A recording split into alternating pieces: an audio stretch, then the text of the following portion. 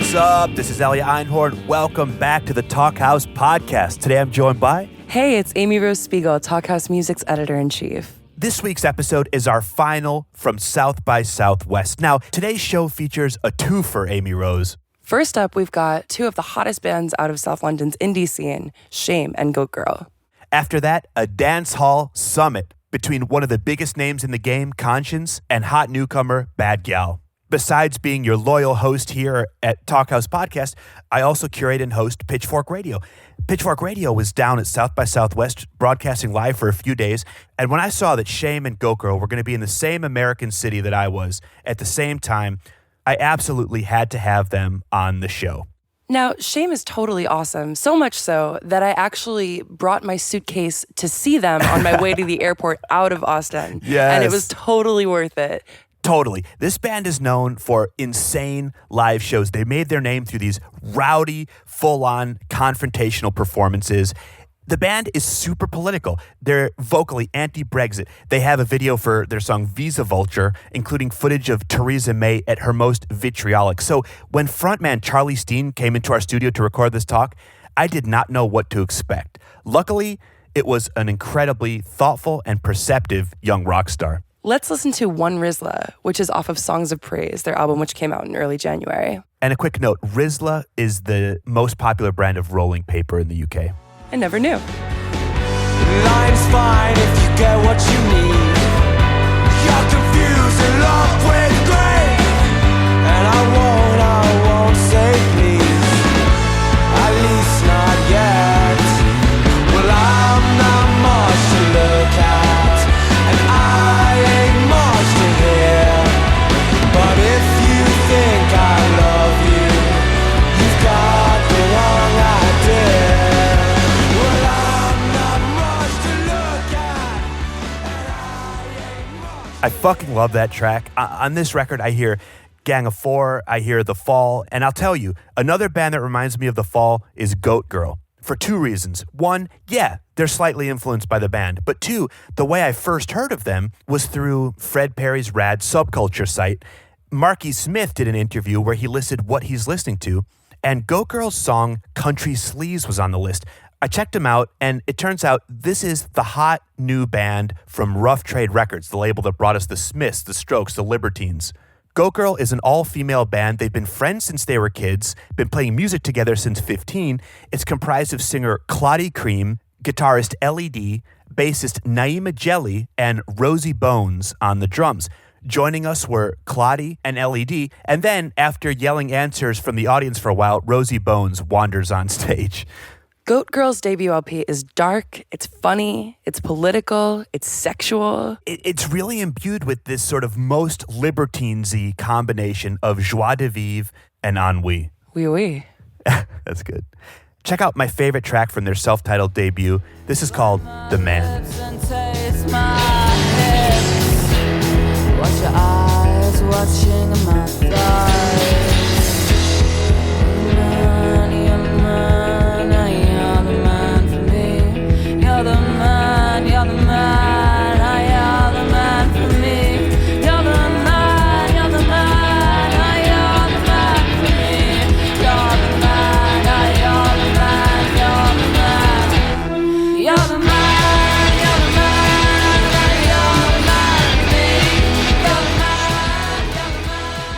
Awesome. I love it. In this podcast, Goat Girl and Shame cover the young London rock scene from where they hang out to the changing gig economy due to gentrification. They get into the super difficult reality of maintaining mental health on tour. They also address sexism and sexual violence in the indie scene and Goat Girl's pushback against the male-dominated music industry. Yeah, they speak about some very powerful things here. They also managed to take in pill-popping to techno, Dodgy home tattooing, Granny spinning boiler room sets, Goat Girl hitting up German sex clubs, Charlie recording naked under a bedsheet, and so much more. Should we roll it? Let's do it. Hello, Clotty. Hello. Hello, LED. How's It's it weird to going? see you guys in America. I know, it's good, isn't it? Yeah, how are it's you like finding a bit it? of home Yeah, in is like it weird? a foreign land. I know, it's everything. I think we're just getting like overly excited about things that like aren't actually that exciting. We went to the supermarket today, it was like, wow, look at that bag of rice. And like all these things are just massive. It's like, I know. I don't know, I guess it's just more like romanticized. I'm still finding that I'm like talking to Americans about like the size of like, soda drinks when you buy them in a fast food place. Yeah. I think everyone's a bit over it. When you see your first Twinkie, it's a pretty special moment though. Yeah. It's like holding a firstborn child. What was it? Campbell's soup, tomato soup. Twinkie bars. Yeah, you wanted to bring over carrots, didn't you? Oh yeah, no. But my American mum had already packaged carrots. Is pre-packaged. that like a euphemism, or is that like actually like? Do you actually have an American mum? No, as in like the people we're staying with. They're now our parents. They're very nice. Very cute. nice people. But They're really sweet. She made us like a little packed lunch. Really? Yeah. Oh, I love it when that happens. Yeah, where we're staying, we have like another American mum, and we turned up and it was like chicken and potato soup. Really? And it was like, yeah, I know, That's it was nice. amazing. Where are you staying? We're staying like 2 miles away. So last year when we came here, we were on that like legal loophole where we could do it on an Ester, but we had no money. We were completely skint. So we flew to Houston to save cash on flying to Austin. And that was when we found ourselves like under the highway with all those crackheads and the guns, and we had all of our gear. We had to hide in Austin. Yeah, Houston. And then we had to hide in a McDonald's because it was a no-gun zone. Oh my God. And then we ended up getting an Uber from Houston to Austin. And that was our first experience. Wait, wasn't this recently? No, that was last year. Last year. Oh. Yeah, now we drove from Mesa, Arizona to Austin, which was 1,000 miles. So it's still that. But yeah, last year when we turned up, it was through my dad's best mate's sister's husband's friend. We managed to get a free house, which we're staying in now. That's pretty good. We owe her our life, man. How have you found playing to the American crowds? Good. Kind of alright. I don't know. I think at Good South and by bad. there's a lot of like industry crowd as well, so it's like a lot of static people. You have But to tell think- like the people from the industry. Yeah, but to be fair, we have that all the time anyway. Yeah, people we're kinda don't used dance to at our it. gigs. Like, I mean, at the Windmill, like obviously you get your friends coming down, and it's just like why we play there so much is because it's like self-gratifying kind of thing. Yeah, like, yeah, everyone's yeah. going crazy. But Every once in a while, you gotta give yourself a little hit Yeah. of the good stuff. gotta, like, It's also like a little bubble though, so it's good to get like a reality check. Yeah. Be like thrown into somewhere where people don't know you. Do you know what I mean? Completely. It's I think when you go to places and you've got to like start again, there's something like quite exciting about that. Yeah.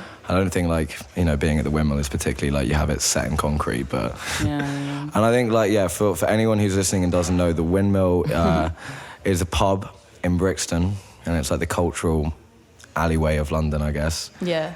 And- For us anyway. For us. And when we started, so I've known Lottie or Clotty since we were 17. We did drama together. We did indeed. I don't think we were ever in a drama group together though. We were never in a drama We group never together. acted together. No, we never performed until a few months down the line, and I was sent Goat Girl's SoundCloud Yeah. from our dear friend Elia and Martin. That was what we started putting on a night called Chimney Shitters, and that was when we put you guys on, and then from there it kind of blossomed. Yeah, I and guess it that was just- like one of our first shows at Windmill, I think.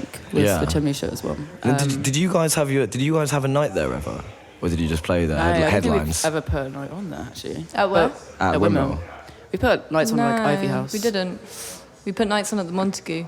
Oh Yeah, Montague. man, the Montague. Yeah, that's a fucking sad hell. prospect. We missed that that's out on gone. all. So the Montague is another pub which is in Queens Road, Peckham, and it was like I didn't really like drinking there when there wasn't a gig on.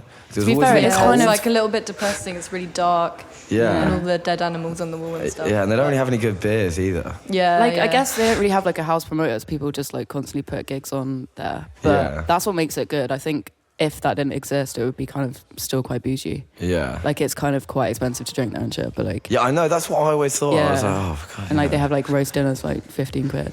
Yeah, I knew. But then I think it's just going to be turned into like exactly that and not even like the music now. It's just Yeah. like someone's Yeah. bought it. And So the Montague was a pub in southeast London. It was where we never actually played there, but Goat Did you Girl. not? No, Really? we never did. I know you guys played there loads. Yeah, yeah. And it was like an independent venue, and it's recently the stage has been torn down with new management. Yeah. And they made a statement recently saying no moshing is allowed. is that real? I thought Yeah, someone that's had made that real. up. Saying what? Like no moshing is allowed. Really? Yeah, all of that shit. So sad. Yeah, I saw Liam post that from Mella.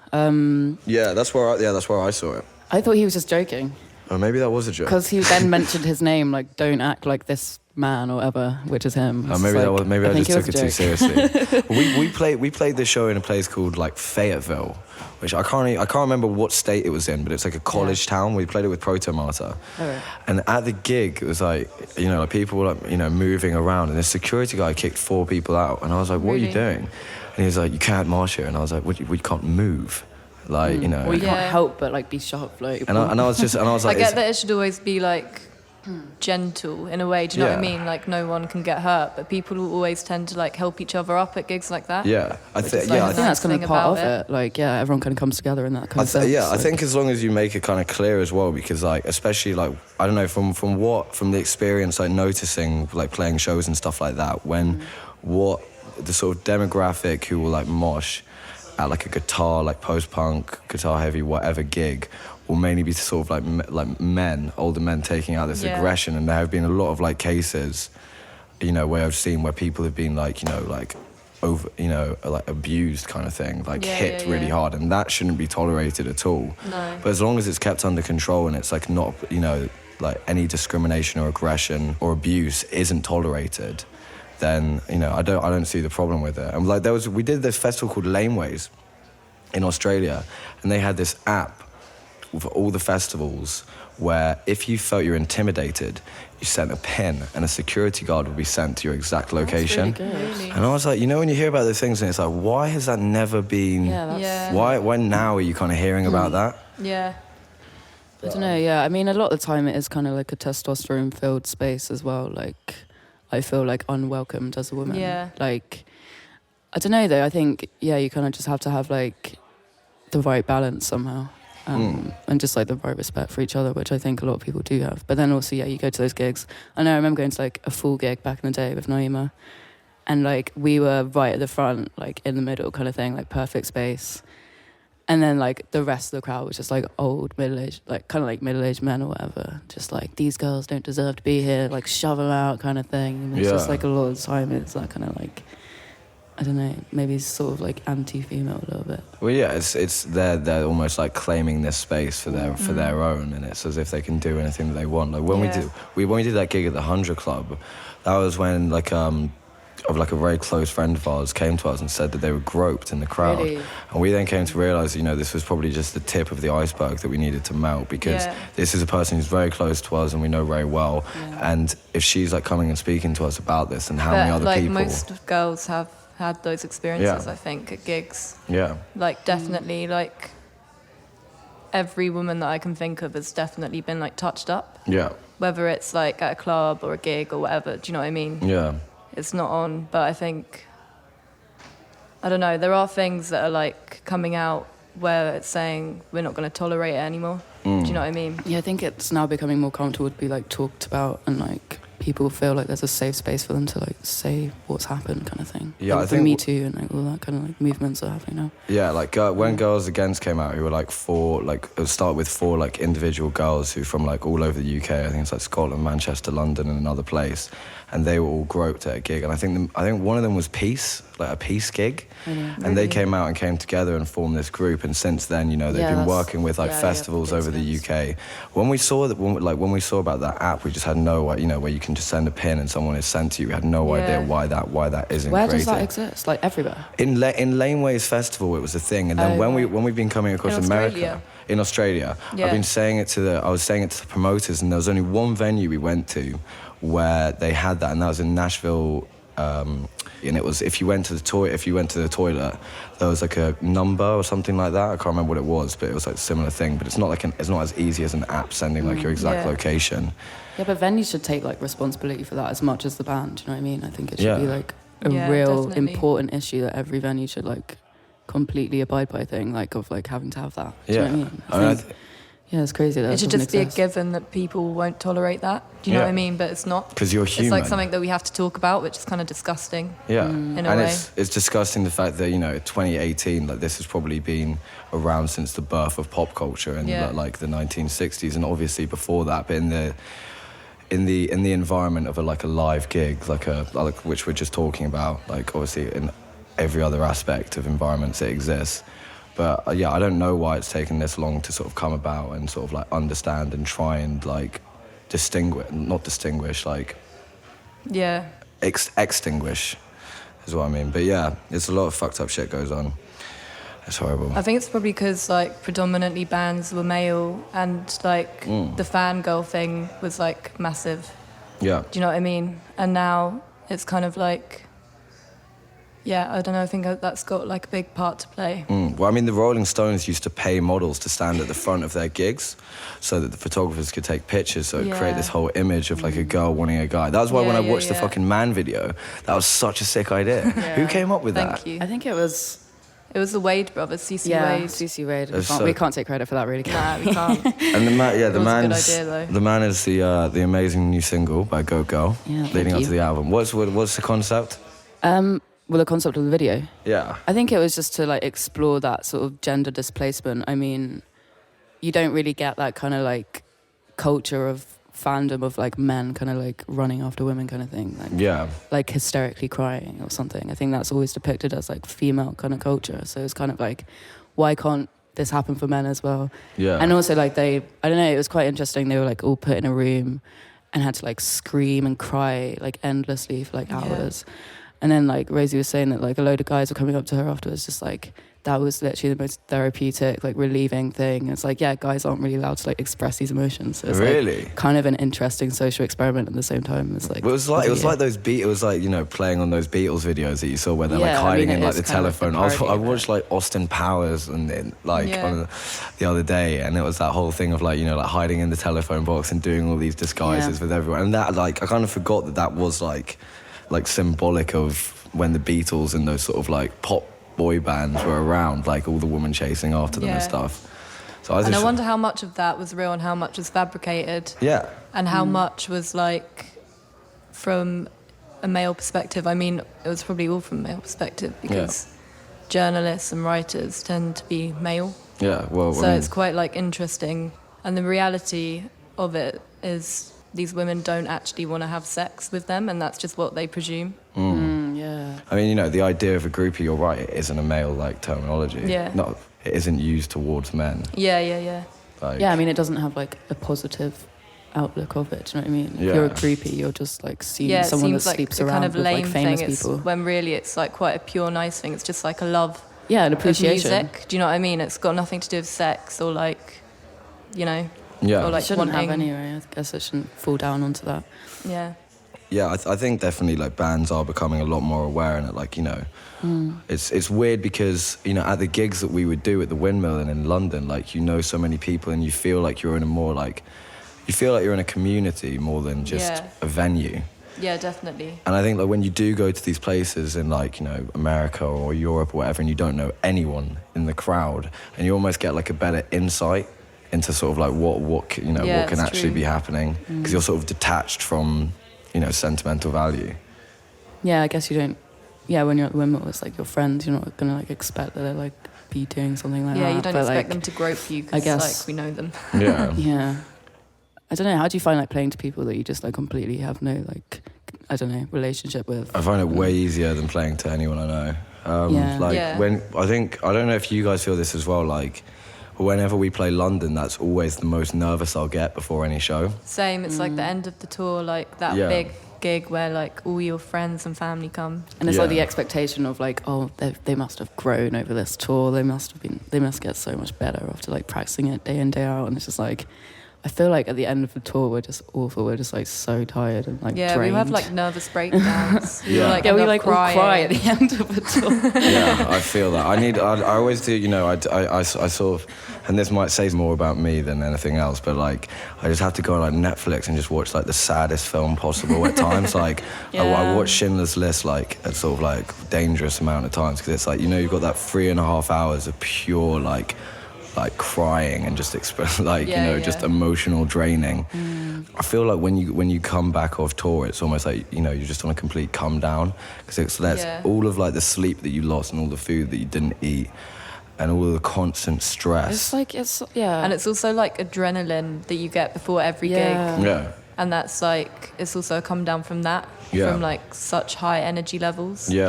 Because you have to go into like survival mode almost when you do all these shows, because otherwise you're just. I don't know, but there's a point that you reach. I think it always for me happens in Manchester, so I never go out of Manchester. So it's always like midway. but it's like you get to this point, I don't know, I just got to this point of like I actually like can't even say hello to someone. Like I feel like so physically and emotionally drained, and like it really psychologically affects you, what it does for me anyway. And like I don't know. I mean, we talk about this, but thinking that we like do really long tours. We only do like 2-week tours. You guys are like, I can't imagine all what the it's time. like for you guys. Yeah, well, that was when in so last year we did all those, you know, like fucking like all of those festivals and like 150 gigs and 47 festivals, and like did the album and stuff. And then towards the end we were in Germany in December, and that was when I was just like, you know, like staring out of a window at like, you know, industrial landscape with like, you know, like some weird type of music playing. And that was when I started having panic attacks, and then we had to like leave because I just got because I think this is, you know, I don't know whether it's to do with like being myself or like being a man or whatever, and I'm not going to like blame any responsibilities on any of that, but sort of like repressing these things and emotions and anxieties until it sort of builds up. I think everyone does that. Yeah. I think mental health isn't like talked about enough. Yeah. Especially like with music. Yeah. Because it's kind of like a weird reality to live in, because you're like so busy, and then you've got like months where you're kind of like, it feels like you're unemployed. And that's quite like a weird switch to go to. Do you know what I mean? Obviously it's great because, you know, it's the best job in the world, but it's also quite strange and can have like a weird effect on you like mentally. It seems like there's no room for moderation. Yeah, none. You know, you're either just like, I don't know, in like Paris playing a show, like, you know, going out and drinking at all these bars you've never been before, or you're just sat in a van staring at a wall for 8 hours, you know, with just like nothing out of the window.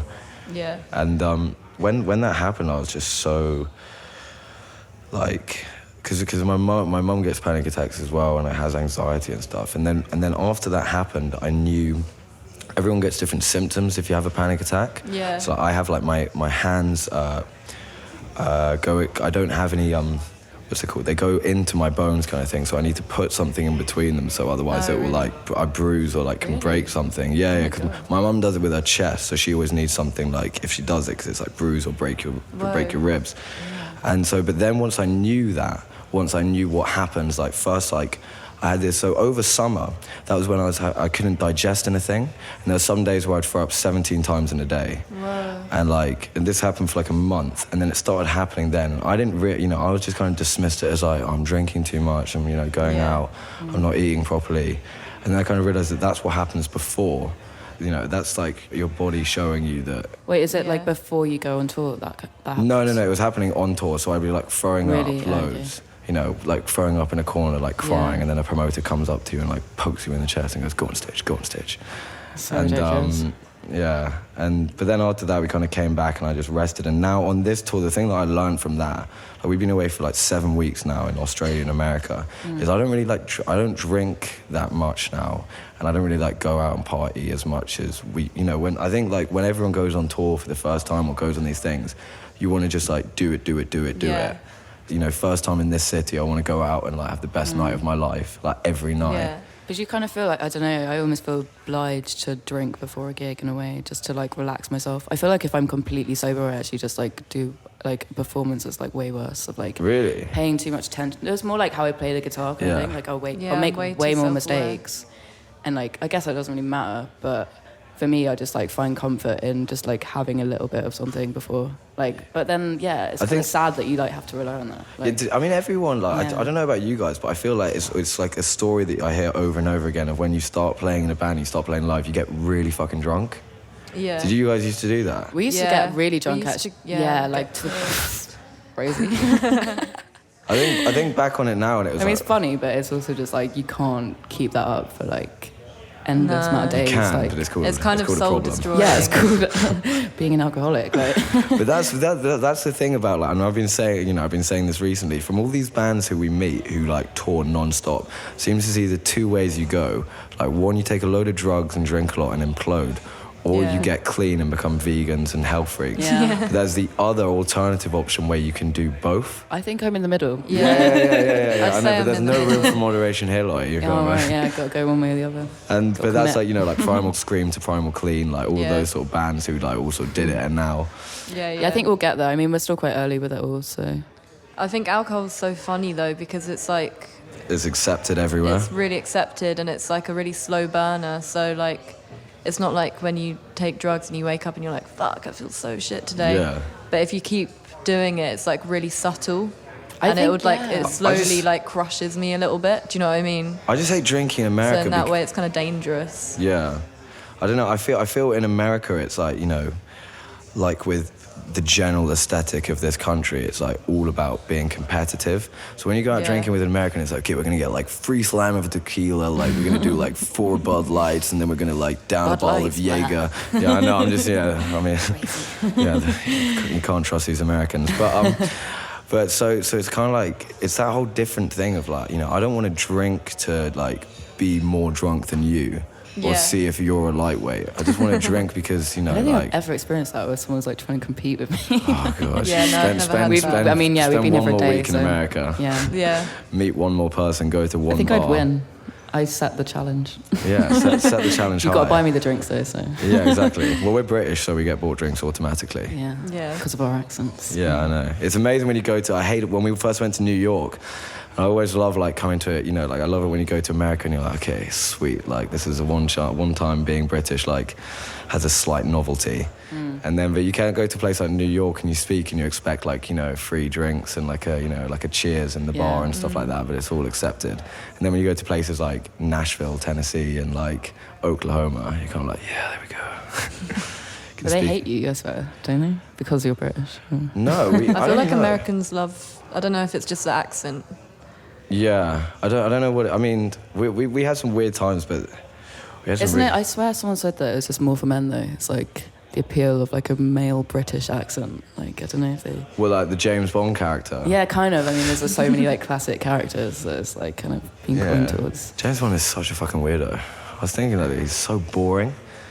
Like, I hate all of those new like that. I just hate Daniel Craig. To be fair, I haven't so really ever watched. much. I think I've watched 1 James Bond film. Sorry. He's just got like a smug face, hasn't he? He just looks like, you know, like an awful person. Yeah. Doctor Who's my favourite show because it's so like British, and the BBC is like renowned for having the lowest budget.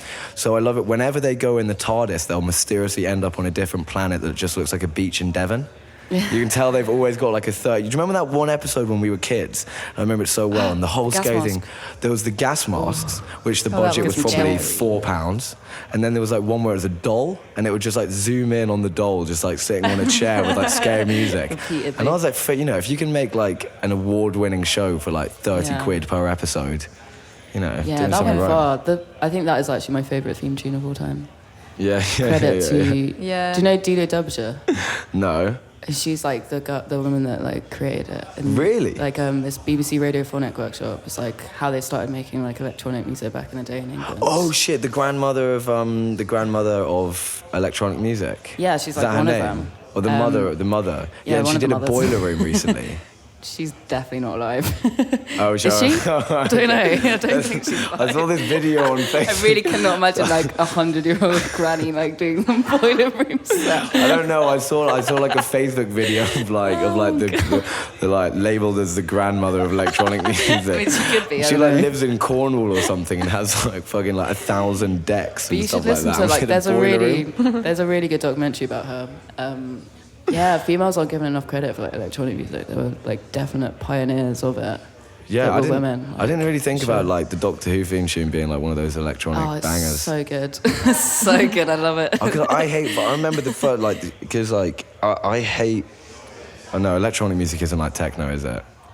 You know, it could be like experimental kind of. I don't know. I remember. It doesn't have to just be techno. That was like all of like our mates just loved just like taking pills and going to like Village Underground, and I remember doing that with them once, and I was just listening to a snare for like half an hour, and then occasionally a hi-hat. Like progressive. And I was techno. like, this is the worst place. You can get in good the techno. You can get like kind of weird. Go to Berlin. Berghain. Apparently, you're on the guest list for Berghain. I didn't go to Berghain. We went to Berlin, and it was like on the border of my nervous breakdown, and I was just like. And you went to Berghain? No, I didn't go. I was with Nicola, like my ex-girlfriend, and we just like just kind of saw. But like Eddie the guitarist in our band, spent 2 days there, and I remember we walked around Berlin and like went for dinner, whatever, and then woke up the next morning, and I woke up to a text from Eddie at 10 a.m. being like, "Hey, you want to come to Berghain? I got some speed." And I was like, "No."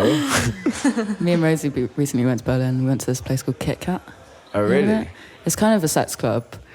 I mean, it's kind of. I mean, yeah. Well, people are having sex around the outskirts of it. On the outskirts? Me and Rosie, like, I don't know. Actually, no. To be fair, like when we got there, the it was outskirts like the shadows. Was everyone just in naked? like in the kind of corners. But I don't know. At the point that we were at, we were there quite early, and like there was just one couple having sex. Me and Rosie were just so sober. We were just like sat watching them, like no one else was. You were the peeping toms. We were just like creepy doggers. Like. Did you why were you in Berlin? Just on holiday? Oh no, we went on like a promo tour. Me and Rosie. Oh, how was that?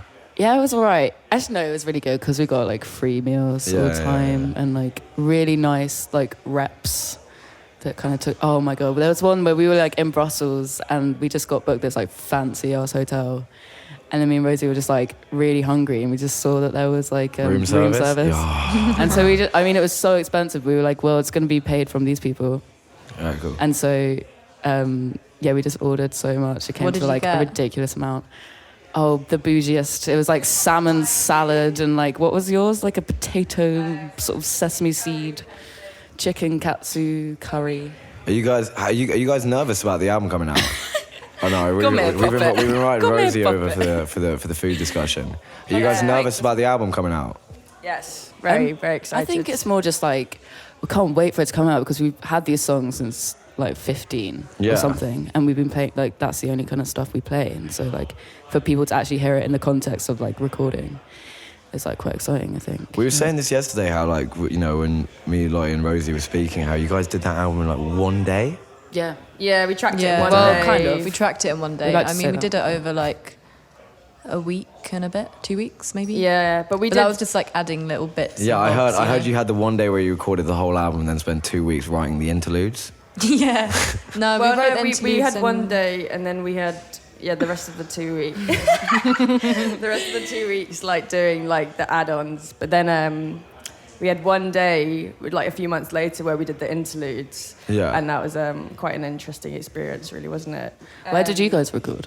Where we recorded in Wales, and like in really? we went to a studio called Rockfields, and it's like rehab. You're in the middle of nowhere. You've got no phone service. I don't know if I'd like that. I'd like that. Well, I still have dreams about going back to that place. Did you enjoy it? It was the best. It was like one of the 10 best days of my life. Oh. Because you have like no phone signal. You can't. I only went into town once because it's a 1.5 mile walk.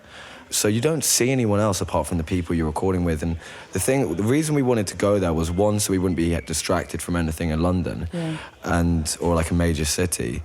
And two, because if you're in a residential studio, it's 24 hours. So we could be like, still up at like 3 a.m. watching Alan Partridge. That's kind of like when it creates the best kind of sound and music as well. It's like when it's like really late at night. Well, you could be like recording it. You could go 24 hours every day. Yeah, that's amazing. I think that's like what we had with Dan Carey as well. He just like loved the moments that he captured at like those hours. Dan's We'd great. put like strobes Very on relaxed.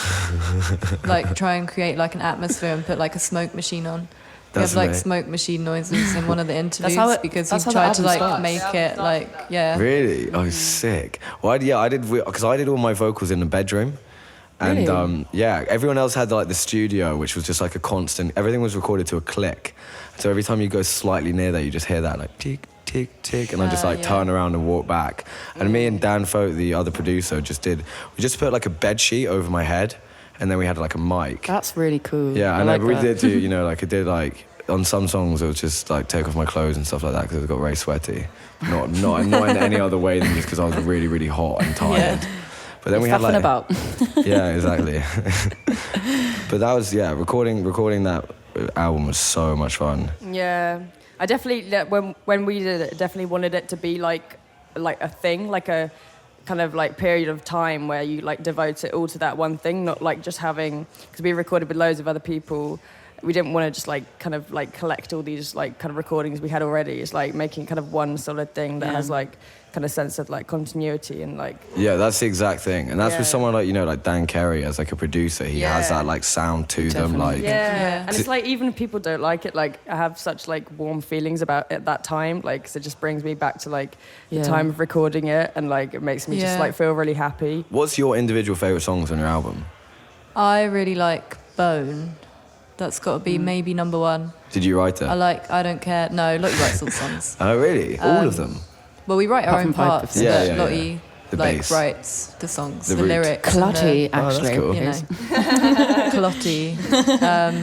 I like I Don't Care number one. I like the B-side, like way more than the A-side. What, Scream? Wait, what? Of the album. Oh, of the album? Yeah. The B-side. Oh, you meant like the final thing. Yeah. Oh, cool. I think my favourite is The Man with No Heart or Brain. I love that song. Is that an interlude? I've noticed well, actually, if I was going to say a favourite song, I'd say all the interludes because I actually wrote them.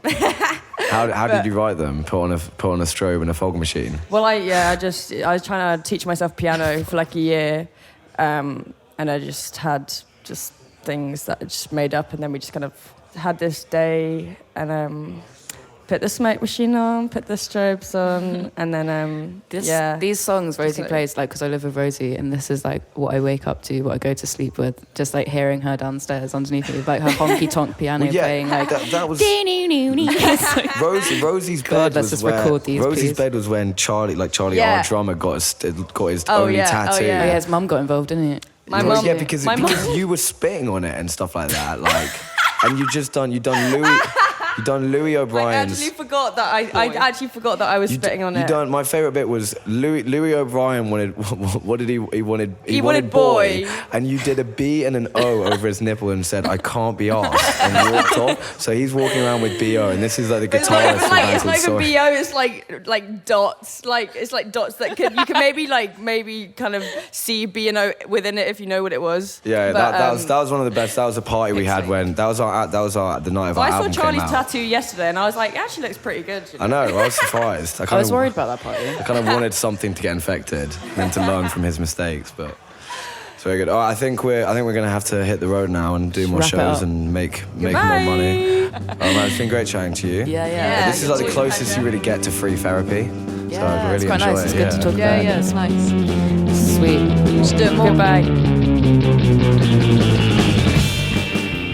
Thanks so much to Goat Girl and Shame for taking a few minutes out of their crazy South by Southwest schedules to join us for this talk. Big shouts to Shame, who Amy Rose got to catch live down there. Big shouts to Goat Girl, who I got to catch live. They are insane performers. And listeners, make sure you check out their debut record, Goat Girl, and Shame's fantastic Songs of Praise. Up next, we have a South by short for you, a 12-minute dance hall summit. This talk features one of dancehall's biggest stars, Konshens, aka Garfield Spence, in conversation with one of its newest stars, Bad Gyal, aka Alba Farello.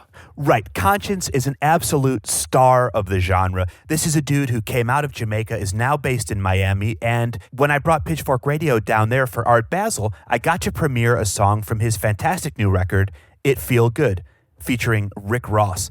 The record is definitely feel-good music, but it also gets sleazy in all the right ways.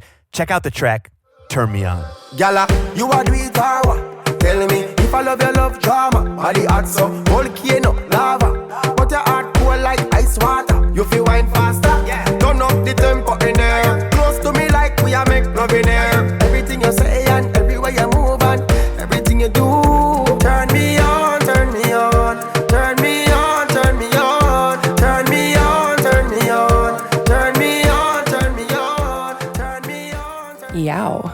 Right?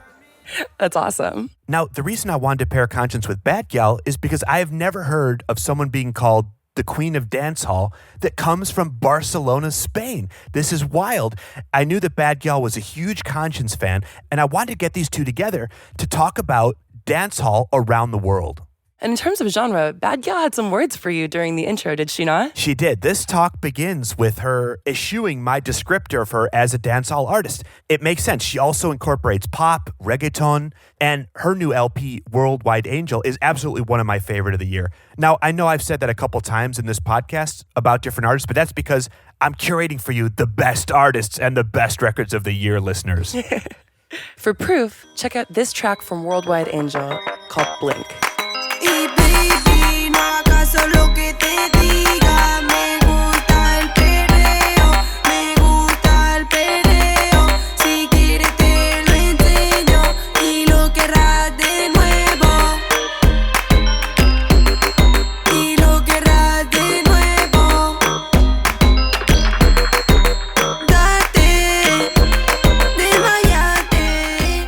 Now, these two chop it up on all things dancehall. They get into how artists can joyfully use influences that come from outside their own culture. And within that, they acknowledge that there is a line at which point that becomes cultural appropriation. They get into the extreme visa difficulties for touring Jamaican artists. Right, and how that can actually lead to different variations on dancehall internationally. And powerfully, they dissect Bad Gyal's reticence to call herself a dancehall artist, in large part because she didn't grow up on the island. It's super interesting stuff. Should we get into it? Let's do it.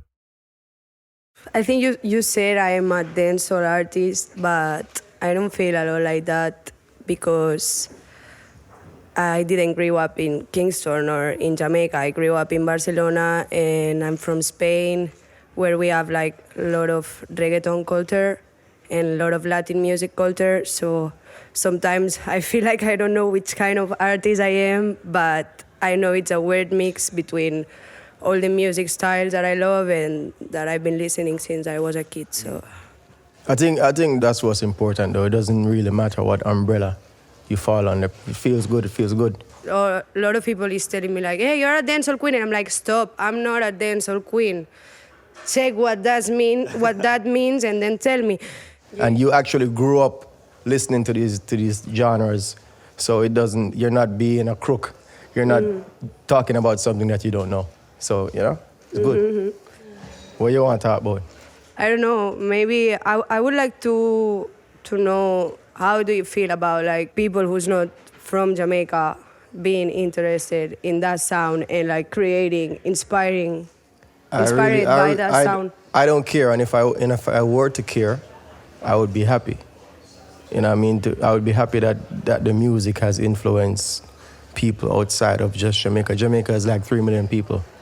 You know what I mean? And if it was just, if the genre itself was only in Jamaica, then there would be no me, because most of my work is done outside of Jamaica. So it feels good to me when I go to the different parts of the world and see people that are really into Jamaican culture and dancehall music and you know what I mean? I never judge, and I don't want to be judged. So that's perfect. That's my character. Because music is pure and it's global. Like Jamaica is a small island in the Caribbean that influences the entire world. Yeah. You know what I mean? People can grow up in Barcelona, Spain, or grow up wherever. I tour extensively around the world, and everywhere I go in the world, there's a huge pocket of people that really love and really know about dancehall music, and not just the music, the entire culture. You know what I mean? So I think for people to turn around and judge the artist and try to put the artist in a box, or try, you know what I mean? It's really unfair to the artist. Like, who are you to judge? Totally. And I think that it's starting to get huge hype in Europe, like the dancehall, not just the music and the artists and going to concerts and all that. It's also about the dancing. For example, with the dancing, it started like a business thing. And I think we should see more how the steps they are created there in Jamaica, and Jamaicans should be the ones that they are teaching us the steps. So I think it should be easier for them to travel and show Schengen what they visa. do. The visa thing is like so fucked up. So you open up some borders and get the actual Jamaicans in Europe doing the classes. And because I've toured Europe many times, and I've seen the classes from people in Spain, in Sweden, and everywhere. And you hardly find actual Jamaicans in Europe doing this type of work. So I think that's a good move.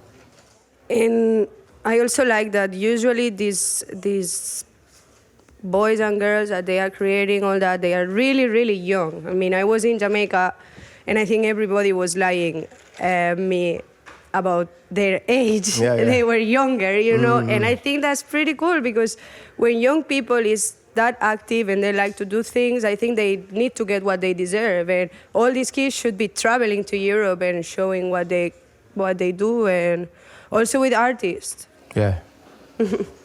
How many times have you been to Jamaica? Just one. I just came back like 1 month ago, and I didn't do much music. I was just trying to learn the dance moves. Oh, a dancer? Yeah, no, I'm trying. Okay. I'm not, but I'm trying to be someday. Now, how many shows do you have here in South by? This is your first time? I did one yesterday, and I have 2 today, and I'm leaving tomorrow. Is this your first time here? It's my first time here. Is your first time here too? Yeah. Me too. Me too. How is it? How you like the vibe so far? Yeah, I like it, but I feel like it's a different vibe what I'm used to, because there's a lot of like kinds of music that I'm not used to listen, like band music and all that. I've been listening more to urban music, so it's nice to see like really different kinds of music just at the same point, and I think it's just a good opportunity for like networking. Yeah, networking and business and all that. But I don't know, it's really different, the vibe, like doing a gig here or doing a gig in Spain or in South America, the vibe is super different. Here you have a crowd that is like business people, they are watching what you're gonna do, and when I perform in Spain, it's like crazy. Excitement. I think for me, it's exciting to be in different markets and introduce my music to people.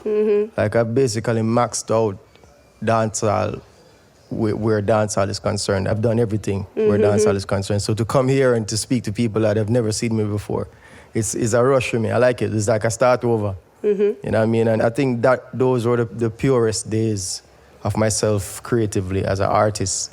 You know what I mean? When nobody knows you and you're trying to get a break. So it brings me back like to the So you forget about money, you forget about whatever your achievements were. And these are just people that don't know who the fuck you are, and you gotta introduce yourself to them. Yeah, so I like it. So I think that's the way you should approach it. Like, don't even look at the fact that it's all business people and it's all people that are, you know what I mean? You could be looking at this guy in a shorts and a striped shirt, and he's the CEO of some big company. Just look at it as you're bringing you whatever you have, and just giving it to the people. Just giving it to them. Sure, and I think you have to be able to do a great show wherever the crowd is, you know, like wherever the situation on the crowd is. Maybe everybody is quiet, you still need to do. It's not that I feel that they don't connect, I feel like they connect in a different way. You know, I'm used to my fans or like young people that comes to see me and they expect dancing, partying, having fun, like get drunk and all that. So it's not that they are not feeling it, but it's a different type of crowd. They don't know. They're not your crowd. Yeah, exactly. Yeah, and I think it really speaks to you as a performer as well, to see like how far you're willing to go to get the effect that you want. You know what I mean? And if you feel like you're on stage and you've tried all the tricks that are in your bag and it's just not connecting, then maybe they need a girl with a guitar or something. Maybe dancehall is not, totally, you know what I mean? And I'll return some money, like I'll give the money back right now. If they see me like dancing and like singing on stage, getting crazy, they like it, but maybe if that girl with the guitar was singing, they were even more excited. So that's not like them thing, you know? So I don't know, I'm getting used to all that. I want to say I'm a huge fan of you. Yeah, big up. Big up. And I don't know, what I like a lot about your music is that you do a lot of gyal tunes. Gyal tunes. Explain to the people what gyal tune is.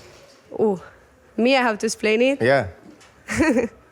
Hope I'm not wrong. Let's hear it. I think gyal tunes, there are like songs that they talk about girls dancing and they make like women feel good, move their body, and they are especially for the girl dancing thing, like not for the male steps. Not for the male steps. Guys, no steps for you. Not in the girl songs, no? Yeah, I think you nailed it. That's it. Yeah, so big up. I wasn't wrong. Big up everybody from Barcelona, Spain. You have a lot of fans there. Yeah. A lot of girl fans. Girl fans. Big up to all the girl fans. I especially like these girls fans. You know what I mean? Nice.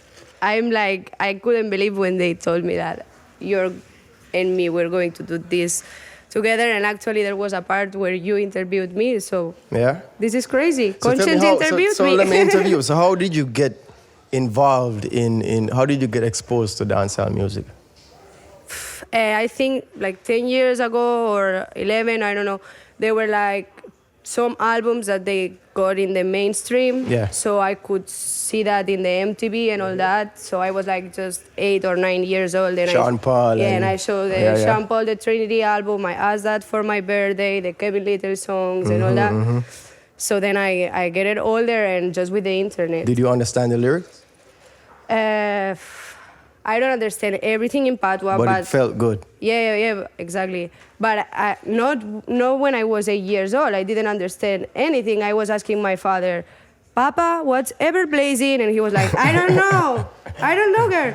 So now I understand some words, but because I've been listening to a lot of songs. But when I went to Jamaica, a lot of times I got lost when I was talking with people because Patois, I'm not really used. It's different when you listen it in a song that when you are actually there in the reality talking with people. Do you find that when you're having a conversation with somebody from Jamaica, even if they're speaking English, you still can't understand?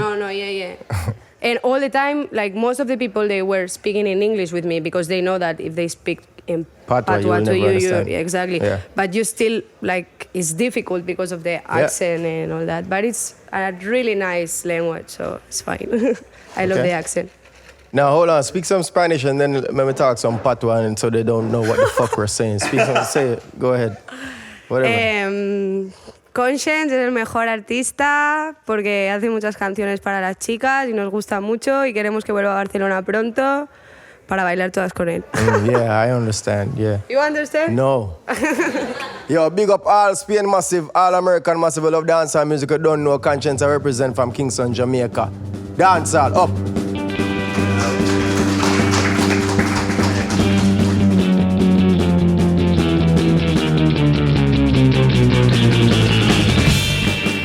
Big love to Konshens, big love to Bad Gyal, big love to Pitchfork Radio, where these talks premiered.